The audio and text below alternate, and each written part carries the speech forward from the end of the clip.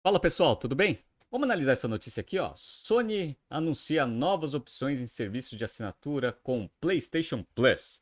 Essa notícia é muito interessante porque mostra as iniciativas que a Sony vem fazendo para combater o crescimento aí da Xbox no mercado de games. E agora indo para essa parte de serviços de assinatura bem interessante, já existe, obviamente, então um reposicionamento aí e uma simplificação na oferta para o cliente. Se você gosta das nossas análises aqui, por favor, dê um like no vídeo. E se você puder compartilhar os nossos conteúdos com pessoas que possam fazer bom uso das nossas análises, a gente agradece. Legal. Então vamos lá. Saiu hoje, né? Eu tô gravando aqui na terça-feira, dia 29/3, uma notícia aqui da Dow Jones. Então, ó, o novo serviço vem em variações com opções de preços mensais, trimestrais e anuais para cada um. Os serviços atuais combinados têm mais de 50 milhões de assinantes. Interessante isso, né? Eu vou mostrar para vocês aqui nesse BTC News um pouco sobre, né, como que foi feito esse desenho do pacote. Vou mostrar um pouco em comparação ao do Xbox. E aí depois eu vou falar um pouco sobre toda a estratégia aí de crescimento nessa parte de games que a Sony vem fazendo. Via aquisições, vou mostrar para vocês que eles compraram uma cacetada de empresa aí nesses últimos 2 anos.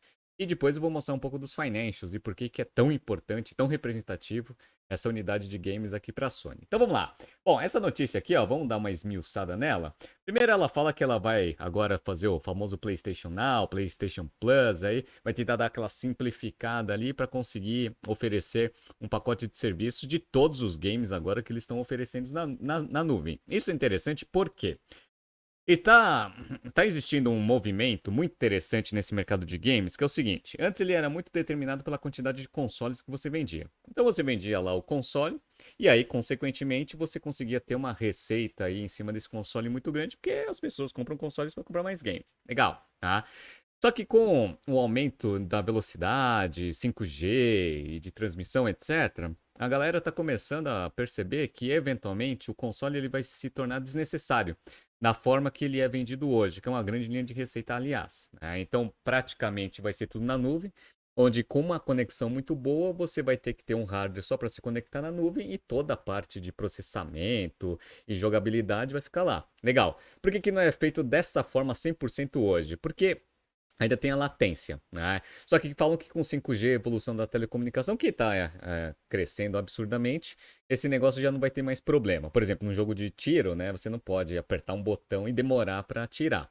Isso acontece, obviamente, quando as conexões elas têm um pouco de latência. Então, isso daqui é mais interessante e eles estão apostando bastante nisso. Então, eles já estão posicionando toda essa parte de serviço de assinatura para eventualmente se prepararem para não depender muito ali da parte de consoles.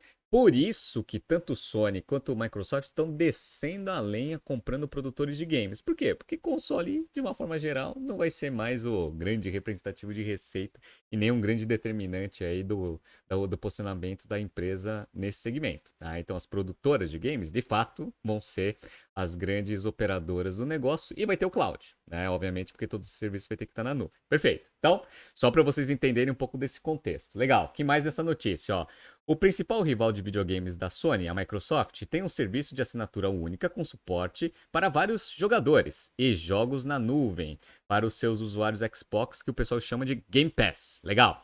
Que a Microsoft vem colocando bastante esforço para aumentar a quantidade de assinantes. A gente vê aqui, ó, 25 milhões de assinantes.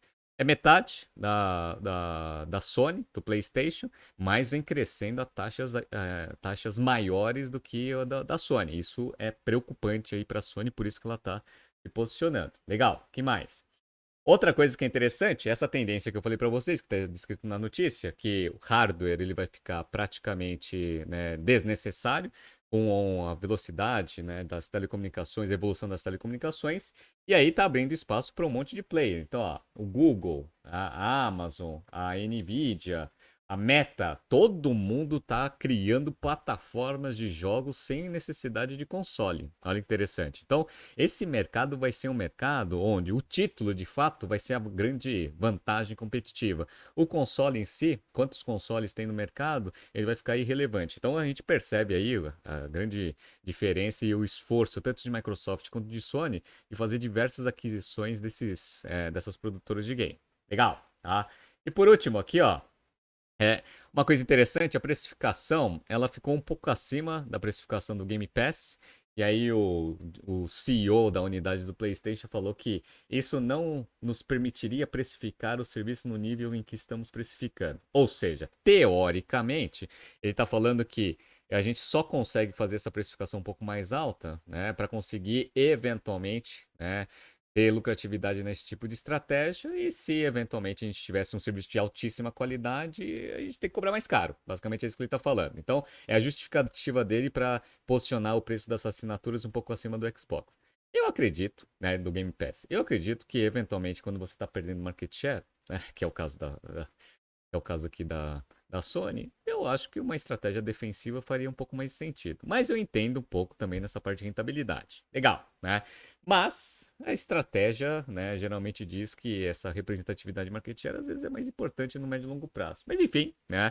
Vamos entender um pouco melhor como que funciona isso. Eu fiz um comparativo dos preços aqui, ó, Brasil. Tá? Só para vocês verem aí um pouco do posicionamento de preço. Então, primeiro que tem, putz, tem plano pra caceta. Eu acho que no máximo 3 planos seria o suficiente. Eu ensino isso nas aulas de pricing, inclusive inscrições abertas para a turma de pricing comigo lá em julho. Entre no nosso site www.btcompany.com.br Price Strategy Program. Legal, então vamos lá. Ó.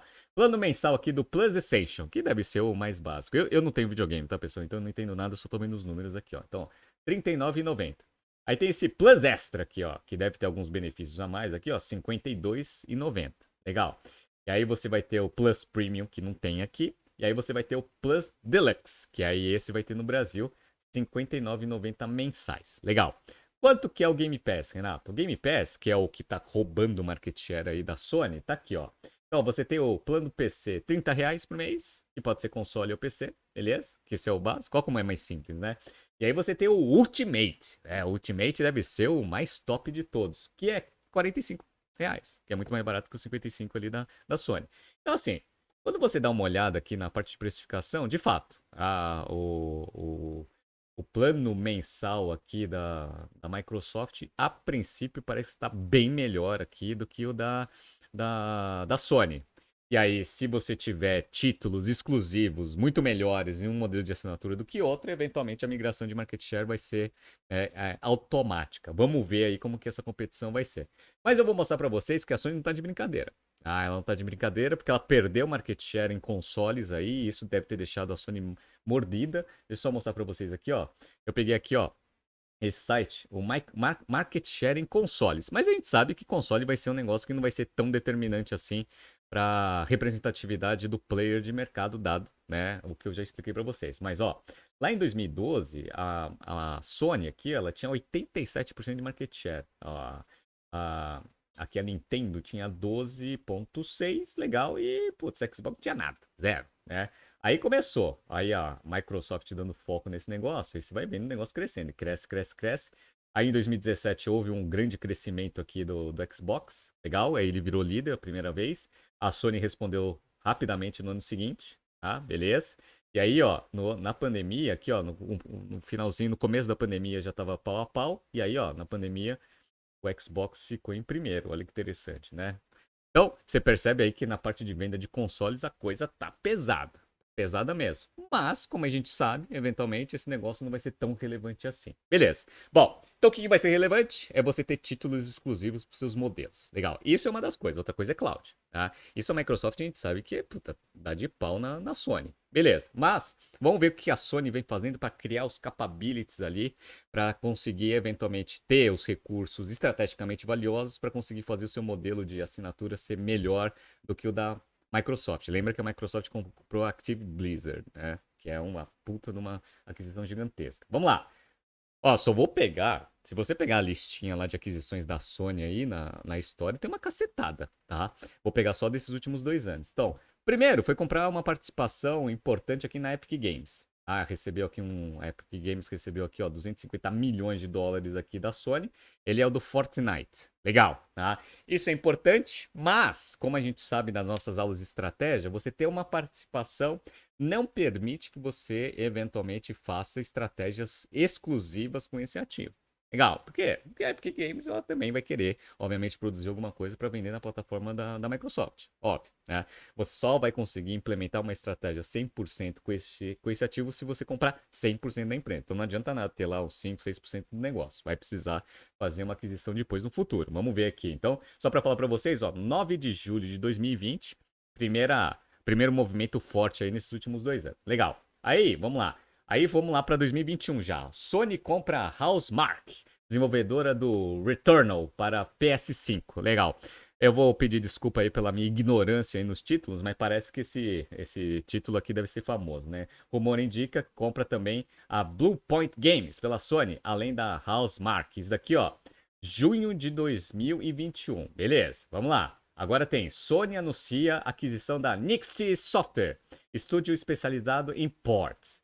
Depois de trabalhar em ports de jogos do Square Enix, a empresa se junta ao PlayStation Studios. E daqui foi em julho, 1º de julho de 2021. Calma que tem bastante ainda, vocês estão vendo as minhas aqui, ó. Depois, ó, vamos lá. Setembro de 2021, PlayStation anuncia a aquisição do estúdio Firesprite, né, que é lá de Londres.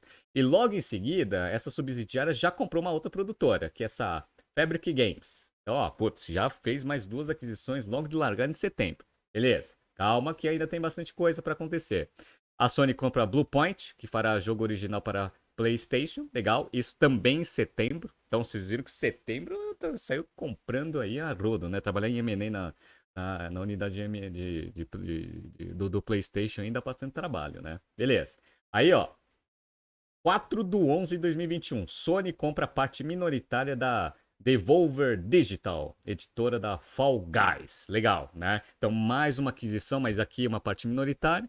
Como a gente sabe, parte minoritária, eventualmente não dá para você implementar uma estratégia específica, mas você tem uma participação, uma influência aí dentro do negócio. Beleza? Legal. Isso em novembro. Acabou, Renato? Ixi, acabou nada. Vamos lá. Dezembro. Aí uma aquisição, assim, relevante, principalmente para quem gosta bastante de games. Divisão de jogos da Sony vai comprar a Valkyrie Entertainment, desenvolvedora do God of War. Esse jogo aqui, aparentemente, é um jogo que a galera gosta pra caceta, né? Esse daqui foi no dia 13/12. Aí fala assim, meu Deus do céu, a Sony fechou o ano 2021 com chave de ouro, certo? Errado. Dia 13/12, ainda tem bastante dia antes do final do ano. E aí que ela fez? Lá no dia 20/12, lá quase no Natal, Sony compra o estúdio Delightworks, desenvolvedora de jogos mobile. Legal. Aqui tá um pouco mais fora, mas eventualmente também um pezinho ali no jogo. Ainda tinha dia antes de fechar o ano fiscal. Vamos fechar essa aquisição aí. Então, no dia 20/12. Olha que sensacional. E aí começa 2022, né? Você acha que 2022 ela não fez nenhuma aquisição? Não, aí que ela começou a pegar pesado. Então, ó, lá no dia 31 de janeiro, Sony, dona da PlayStation, compra a Bungie, criadora dos games Destiny and Halo, que são jogos de tiro aí, creio eu, né? São bem famosos aí ainda tem um monte de coisa aí que está sendo produzido em cima desses títulos aí que é bem interessante. Legal, tá? Aí, que mais? Vamos lá, ainda não dia 22/3, março, PlayStation compra Heaven Studios para ampliar foco em jogos e serviços. Olha que interessante. Essa Heaven aí é daquele jogo Assassin's Creed, que teve até um filme, etc, né? Parece que também é muito famoso. Legal. Então, vocês perceberam aí que a Sony fez aquisição a rodo, né? E agora vocês entendem por que essas empresas, tanto Microsoft quanto Sony, estão fazendo muitas aquisições. Por quê? Console, né? Não vai ser mais a plataforma que vai permitir a empresa controlar esse mercado de games. Agora, ter o game especificamente vai ser a fonte de vantagem competitiva, por isso que sai comprando um monte de coisa. Isso é bem interessante, né? Legal. Vamos analisar aqui para ver como que PlayStation representa aqui no total da Sony? Bom, a Sony é gigantesca, né, pessoal? Então, o grupo Sony, ele tem algumas unidades de negócio. Então, tem Games and Network Service, legal. Tem a Sony Music, que é bem famosa. Sony Pictures, né, do filme lá do Homem-Aranha. Electronic Products and Solutions, que é o que o consumidor final gosta bastante da Sony, né? TVs, etc. Tal. Imaging and Sensing Solution, né? A parte de imagens, chips, né? De processamento de imagem, tem a parte de lentes, etc. E Financial Services. Isso é bem interessante. Lá no Japão é bem representativo essa unidade de negócio. Aliás, beleza, vamos lá. Ó, só olhando aqui no terceiro quarto, o terceiro quarto é o último trimestre do ano passado, tá? O último trimestre do ano passado, a gente percebe aqui uma quedinha aqui na parte de vendas, principalmente na parte de games, tá vendo? Ó, tinha sido 883 aqui bilhões, né, se eu não me engano, de ienes. Aí tem que dividir por 113, tá? Para você saber em dólar aqui o negócio. Então dá lá uns 70 alto aí, quase 80 baixo aqui, né? Aqui dá uns, né, uns 70 e pouco aqui, ó, tá uns 7,2 mais ou menos, né? 7 e pouquinho aí bilhões aqui no terceiro trimestre, tá? Então, em termos de games. E a lucratividade aqui, 92, um pouquinho menos de 1 bilhão. Legal, tá? E aí você tem várias unidades de negócio. Se você for olhar só para representatividade de receita no terceiro trimestre, você percebe que a parte de games e network é a mais representativa aqui da receita total. Legal. Tá? Em segundo vem o que, Renato? Electronics Products and Solutions. Tá vendo? Ó, 686 bilhões de ienes. Legal. Tá? E a parte do Picture aqui também é muito representativa junto com o Financial Services. Aqui, ó. Olha que interessante. Tá? Então, só para mostrar um pouco da representatividade de receita, e todas as unidades de negócio, como vocês estão vendo, elas dão lucro operacional. Isso é importante. Legal. Tá? Então, não tem nenhuma, né, nenhuma unidade deficitária. Como que é essa unidade do PlayStation em relação à Microsoft? Bom, eu peguei o mesmo trimestre só para vocês verem. Então dá uns 7,2 bilhões aqui de receita. Aqui, ó, a receita do Games aqui da Microsoft, ó, só para vocês verem aqui, ó. Games, no mesmo trimestre, deu 5,4. Mas qual que é a grande diferença aqui, né? Apesar de ser menor ali, quase 2 bilhões a menos, você percebe que está em ritmo de crescimento, tá vendo? Tá? Então era 5 bilhões aqui, né, em 20, cresceu, tá, para 5 bilhões e 400. Interessante isso, né? E aí a gente percebe que a tendência ali da Sony tá caindo. Então esse que é o medo aí da Sony e a Microsoft entrando com o pé no peito aqui nesse segmento. Legal, ninguém quer concorrer com a Microsoft, né? E aí, ó, vou mostrar para vocês um pouco aqui da quantidade de PlayStation. E é muito interessante, né, ver ciclos de vida, né? Então, ó, você vê aqui ó, o ciclo de vida do PlayStation 4, ó. Vendi aqui 1 milhão e pouquinho, aqui e tal, não sei o que, começou a vender nada, né? No ano de 2021. Por quê? Porque lançaram aqui no terceiro quarto o PlayStation 5. E aí veio o boom, né? Aí boom, e aí começa aqui ter um crescimento. E aí o pessoal vai deixando de comprar PlayStation 4 para comprar PlayStation 5. Então é só para mostrar um pouco aqui do ciclo de vida de produto. Interessante isso, né? Qual que é a região mais representativa aí da Sony em termos de receita? Quando a gente pega aqui os 3 bilhões aqui do quarter, a gente percebe que Estados Unidos, ó, que veio caindo bastante, tá vendo? Ó, ele sempre foi bem forte ali para a Sony. No ano de 2020, aqui o Japão detonou, né? Então o Japão era sempre o mercado mais representativo da Sony. E aí, conforme o crescimento foi ocorrendo nos Estados Unidos, agora Estados Unidos é a região onde a receita é maior. Olha que interessante, né? Japão ficou em segundo aqui no terceiro quarter. Legal, né? E aí a Europa vem em terceiro. Terceiro aqui. Beleza, bora, vamos lá. O que mais? Só como curiosidade, né? A parte de pictures, que não é o foco aqui, ó. Vocês estão vendo que a receita cresceu absurdamente, né? Do terceiro quarto de 20 para o terceiro quarto de 21, né? Era 191 bilhões de ienes, foi para 461. Aí você fala assim, caceta, meu, o que aconteceu? Bom, acho que vocês, se não assistiram, assistam, né? Eu adoro filmes de super-herói. Tá aqui, ó. Qual que foi a principal, né? O principal impacto, né? Ó, Spider-Man, No Way Home and Venom, né? Let There Be Carnage, né? Que é o carnificina. Então, quando você acerta nos filmes, esse negócio vai muito bem, né? Como 2020 praticamente não teve lançamento, né? Uma porcaria.